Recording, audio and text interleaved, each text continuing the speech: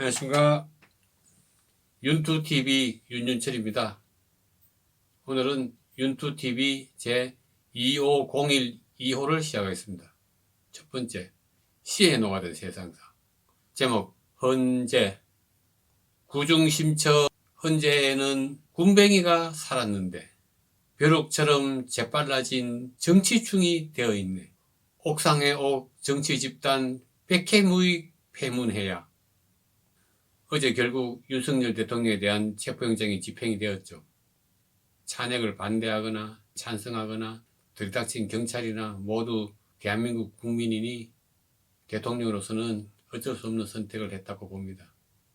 하지만 이번 사태를 보면서 법원, 경찰, 검찰, 공수처, 헌법재판소까지 모두가 망라된 그 편법, 탈법, 위법, 위조, 회피 등등 문제가 되는 것을 보고 참 우리나라 아직 무지 어설프구나 하는 그런 아쉬운 마음이 들었습니다. 오늘은 그래도 우리나라 사법체계의 가장 꼭대기에 있다는 그 헌재에 대해서 한번 말씀드려 보겠습니다. 지난 방송에서 제가 우리나라 헌재에는 군뱅이가 산다고 한 적이 있었죠. 한 나라의 사법체계를 결정짓는 검수완박 법안이 넘어간 지 1년이 다 돼가도록 결론을 내리지 않길래 그랬었는데 갑자기 천지개벽이 되었는지 개가 천선을 했는지 대통령에 대한 탄핵 심판은 일주일에 2번씩 재판을 한답니다. 그리고 그 당시에 그렇게 오래 끌다가 낸 결론이 위헌 소지는 있지만 현상을 유지한다는 그런 죽도 밥도 아닌 희한한 판결을 내리길래 제가 헌법재판소는 없어져도 괜찮겠다라고 말씀드렸죠. 이번에 탄핵소추단에서 빠른 탄핵 심판을 위해서 헌재가 건의한 대로 내란죄를 빼겠습니다 라고 했는데 헌재에서는 그런 말 한 적이 없다고 딱 잡아댑니다. 어디서 많이 보았죠. 뇌물 준 놈은 줬다고 자백을 했는데 받은 놈은 절대 안 받았다고, 집안에 수억의 현금 뭉치가 발견되어도 옛날부터 차곡차곡 모았던 거라고, 이 2024년도에 서로 물고 뜯고 싸우기 바쁜 국회만 해도 국민들은 지긋지긋한데 또 다른 옥상옥 정치집단을 놔둘 필요가 없습니다. 헌법재판소는 요번에 보니까 진짜 없어져야 마땅하다고 생각이 됐습니다. 전 세계적으로 헌법재판소 없는 나라도 많습니다. 미국도 없고 일본도 없고 러시아에는 헌법재판소가 있다더군요. 러시아에 헌법재판소가 있어서 푸틴의 장기 집권을 막았습니까?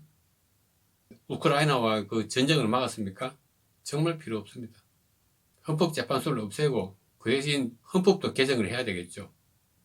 헌법에 대한 해석이 따로 필요 없을 만큼 아주 디테일하게 또 세세하게 헌법을 새로 개정해야 된다고 봅니다. 그러고도 다시 무슨 해석해야 될 여지가 있으면 그때는 헌법재판소가 없는 나라들처럼 대법원에서 하면 됩니다. 지긋지긋한 국회는 그래도 민주국가라면 있어야 되니까 놔두는 거지만 헌법재판소는 이제는 정말 수명을 다했다고 봅니다. 그리고 정말 안타깝습니다. 건순일이 같은 대법관이나 이번에 내란죄를 빼라고 권유를 했다고 의심받는 헌법재판관이나 대한민국에서 그런 자리는 진짜 평생 자랑할 수 있는 그런 명예로운 자리인데 어떻게 처신을 그렇게 해서 나중에 죽어서까지 사람들이 입방아에 오르내리려고 하는지 정말 안타깝네요. 두 번째, 구성과 반문. 3위, 김민웅. 시민단체 촛불운동인가의 대표라네요. 이런 말 했습니다. 윤석열의 목을 베어서 질질 끌고 나와서 처단을 해야 된다. 이 사람 알고 보니 파격적인 정치 철새의 끝판왕인 김민석 더불어민주당 국회의원의 형이더만요. 어떤 인간인가 싶어서 프로필을 봤더니 깜짝 놀랐습니다.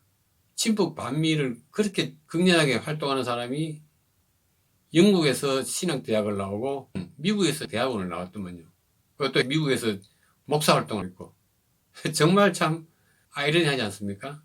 제가 일전에도 한번 말씀드렸다시피 트럼프 대통령이 취임을 하면 제가 꼭 건의를 하려고 합니다. 내용은 이렇습니다.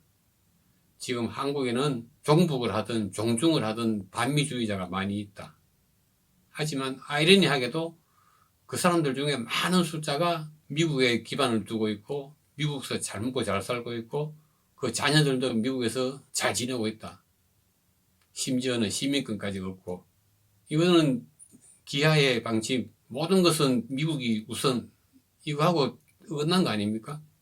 밖에서는 미국을 저주하는 사람이 정작 미국에서는 온갖 혜택을 누리면서 잘 살고 있다는 것에 또 그 자녀들은 그 반미주의자 밑에서 뭐를 보고 배우고 자랐겠습니까?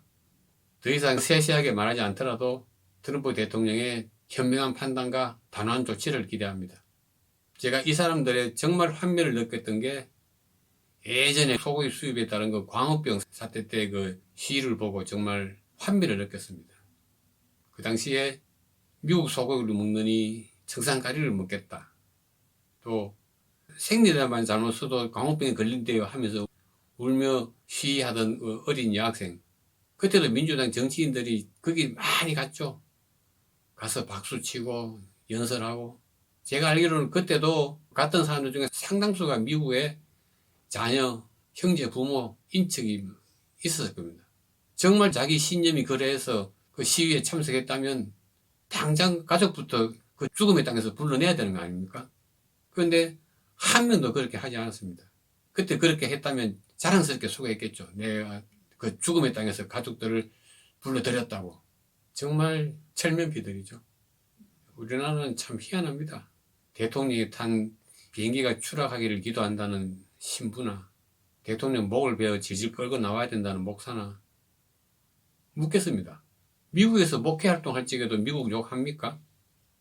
2위 김민전과 김정현. 얼마 전에 김정현이라는 사람이 국회에 나와서 이랬습니다. 우리 백골단이 윤석열 대통령을 지키겠다. 저 정말 귀를 의심했습니다. 국회란 신선한 곳에 사전 조사나 생각 없이 그 회견장을 만들어준 김민전 국회의원도 참 어이없지만 이 사람이 엑스맨인가 하는 생각이 들 정도로 생각 없이 내뱉는 그 사람을 보고 정말 한심했습니다. 흡사 다국적 대기업이 폴란드에 랜드마크가 될 만한 큰 쇼핑몰을 지으면서 이름을 아우슈비츠로 짓는 거랑 똑같습니다. 사람의 마음을 후벼 파는 거죠. 묻겠습니다. 백골단이 뭐를 뜻하는지 알고 그랬습니까? 모르고 그랬습니까? 평소에도 제가 국민의힘을 생각 없는 돼지따라 그랬는데 여지없이 맞아떨어집니다. 1위 전용기 더불어민주당 국회의원이죠. 이런 말 했습니다. 앞으로는 일반 국민들도 내란에 대해서 가짜뉴스를 퍼나르거나 동조하면 처벌을 해야 된다. 진짜 뭐 이런 놈이 있습니까? 자유대한민국에서 태어나 온갖 혜택을 누리면서 일반 서민들한테는 아직까지 쉽게 어릴 때부터 볼링을 접해서 결국 그것으로 체육 특기자로 대학까지 간 놈이 낡은 이념에 찌들은 수구 꼴통이나 급작 빨갱이들이나 할 법한 말을 내뱉다니 정말 33살밖에 안 먹은 인간이. 좋습니다. 가짜뉴스는 없어져야 되죠. 저도 유튜브나 딴 SNS에 가짜뉴스들이 범람하는 것을 보면은 짜증나고 화도 납니다. 일반 국민들 가짜뉴스 퍼나르고 하면 처벌하겠다? 감수하겠습니다. 그 대신에 해야 될 게 있죠. 일반 국민들보다 훨씬 파급력이 100배, 200배 높은 정치인들을 위한 그런 조치가 있어야죠. 첫 번째, 국회의원들은 가짜뉴스를 퍼나르다가 가짜뉴스가 판명되면 바로 그 다음 날부로 국회의원 사퇴가 자동으로 이루어지는 법을 만들고 국민들 알 걸리니 제보를 받았니 그런 개같은 소리 말고 면책 특권이니 뭐 삼심을 거쳐야 되니 그런 개 푹 뜯어먹는 소리 말고 두 번째 국회의원을 한번 했거나 시장이나 도지사람 했거나 판사, 검사, 변호사 출신들은 가짜뉴스를 퍼나르다가 그게 가짜뉴스로 판명되면 그 다음 날부로 자동으로 구속수사 실시.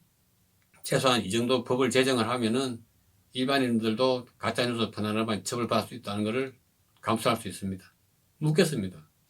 살다가 당신 식구나 당신 친구들 중에서도 생각이 다른 사람이 나올 수 있는데 그 사람들도 고발할 것입니까? 고발해야죠. 5호 담당자처럼. 세 번째, 선도 판정소. 오늘은 지난번에 이어서 한번 말씀 들어보겠습니다. 제 이야기를 한번 해보겠습니다. 저는 육군으로 만기 전역했고 아들이 둘인데 큰아들은 해병대를 전역했고 둘째는 육군을 만기 전역을 했습니다. 또한 틈틈이 자주는 못하지만 봉사도 하고 있습니다. 자랑이 아닙니다. 제 친구들이나 주변에 만나는 이웃들을 보면 다 저보다 됐으면 됐지 최소한 제 정도는 됩니다. 그런데 왜 그 정치판에 가면은 그 고위공직자들 세계만 가면은 그게 그렇게 힘든지 우리 이렇게도 해보고 저렇게도 해봤으니 다음부터는 정말 착한 사람, 세상 잘 사는 사람, 그런 사람 뽑읍시다. 능력은 필요 없습니다. 우리나라가 북유럽 정치 선진국처럼 보좌관이 한 명도 없는 그런 나라가 아니지 않습니까? 보좌관이 10명입니다. 10명. 능력보다는 사람 됨됨을 보고 뽑읍시다. 그러면 이 우리 정치판이 조금은 더 좋아질 거라고 저는 확신을 합니다. 오늘 방송은 이상으로 마치겠습니다. 다음번에는 좀 더 좋은 내용을 찾아뵙겠습니다. 감사합니다.